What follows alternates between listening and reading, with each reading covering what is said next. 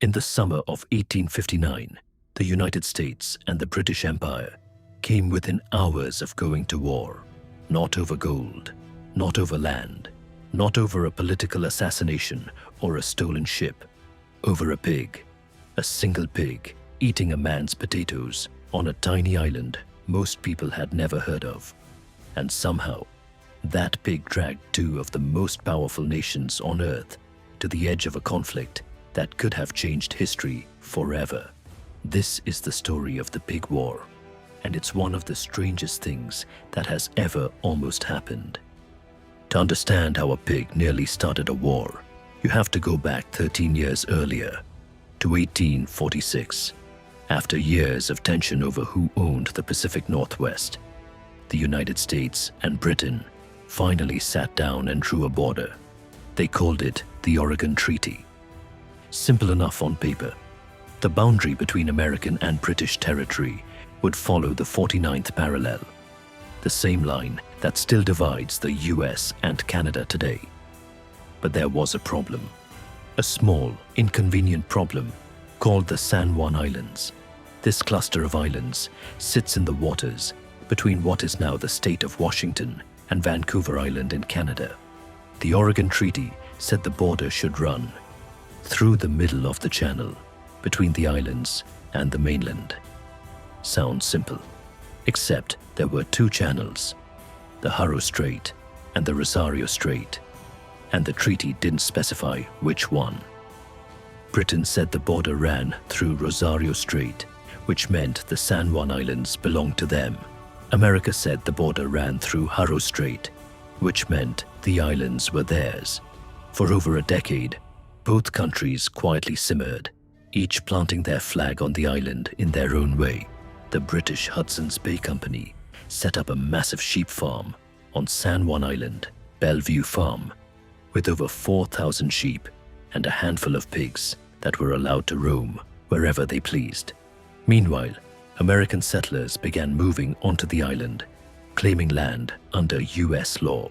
By 1859, there were roughly 25 American settlers living alongside the British operation on San Juan Island. Tensions were already high. Everyone knew the situation couldn't last forever. All it needed was a spark. On June 15th, 1859, exactly 13 years to the day after the Oregon Treaty was signed, a Kentucky farmer named Lyman Cutler walked out to his garden and found a large black pig destroying his potato crop. This wasn't the first time.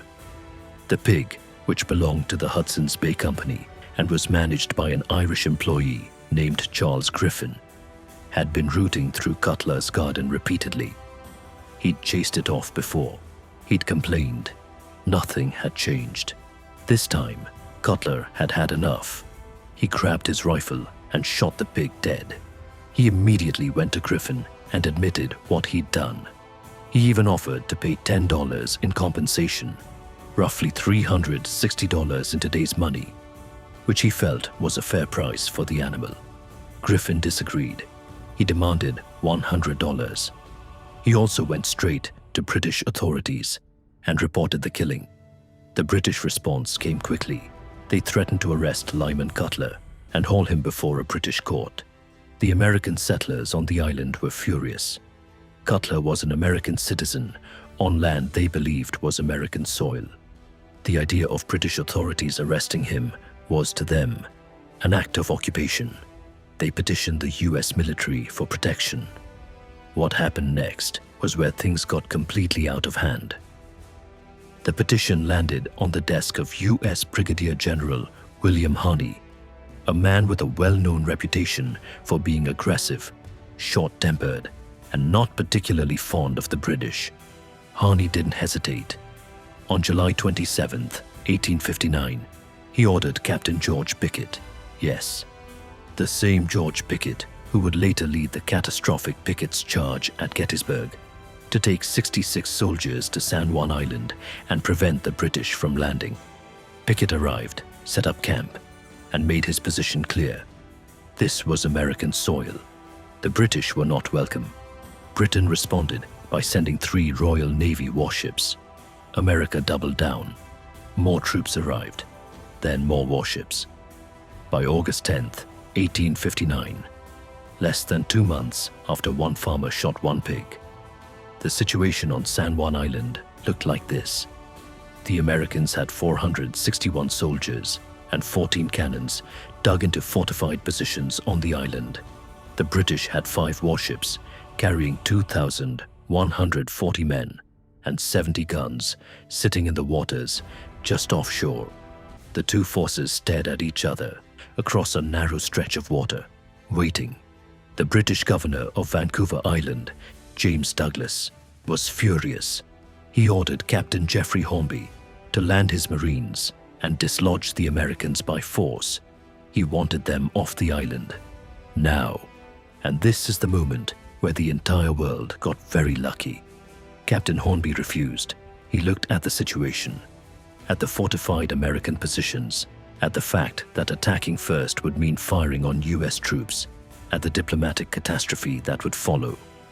And he decided this was not a fight worth having. He wrote back to Governor Douglas and told him he would not involve two great nations in a war over a squabble about a pig. Douglas was furious, but without his commander's cooperation, there was nothing he could do. News of the standoff eventually reached Washington and London, and both governments were horrified. Neither country actually wanted a war. The US was already heading toward internal crisis. The Civil War was just 2 years away. Britain had no desire to reopen hostilities with its former colony over a remote Pacific island that most of its politicians couldn't have pointed to on a map. General Winfield Scott, the senior US Army commander, was dispatched to the island to negotiate a cool down. He and Governor Douglas reached a quiet agreement. Both sides would maintain a small token force on San Juan Island, no more than 100 men each, and wait for a diplomatic solution. And so began one of the strangest military occupations in history. For the next 12 years, a small contingent of American soldiers camped at the south end of San Juan Island, and a small group of British Royal Marines camped at the north end, roughly 3 miles apart. They did not fight. They did not threaten each other. They had parties together. The two camps regularly exchanged visits, shared food, played sports, and celebrated each other's national holidays. By all accounts, the American and British soldiers got along famously. The war that had nearly consumed 2 empires became a 12-year neighborly standoff between men who had no real quarrel with each other. In 1871, the United States and Britain signed the Treaty of Washington, which set up a process to finally resolve the San Juan border dispute. They agreed to hand the decision to a neutral third party, Kaiser Wilhelm I of Germany. The Kaiser appointed a 3-person arbitration committee. They met in Geneva, Switzerland, for about a year, poring over maps and old treaties, trying to figure out which channel the original diplomats had actually meant in 1846. On October 21st, 1872, the committee announced its decision. The border ran through Haro Strait. The San Juan Islands belonged to the United States. The British Marines packed up their camp and sailed away on November 24th, 1872. The American soldiers quietly departed 2 years later. Today, both camps, American camp and English camp, are preserved as part of San Juan Island National Historical Park, a monument to a conflict that was settled without a single shot fired in anger. The only casualty of the Pig War was one unfortunate black pig. What's remarkable about the Pig War isn't how close it came to becoming a real war. It's how many individual people, Captain Hornby refusing his orders, General Scott choosing diplomacy, soldiers on both sides choosing to share a meal instead of a battlefield, decided that the absurdity of the situation wasn't worth dying for. A pig eating potatoes triggered a crisis that could have reshaped North America, and the reason it didn't is because at every critical moment, someone chose to step back and recognize how ridiculous it all was. History is full of wars that started over things far less meaningful than a pig. The Pig War is one of the rare cases where people looked at the thing they were about to fight over and simply decided not to. If you found this story as fascinating as I did, there are plenty more where this came from. History is full of events. Subscribe so you don't miss the next one.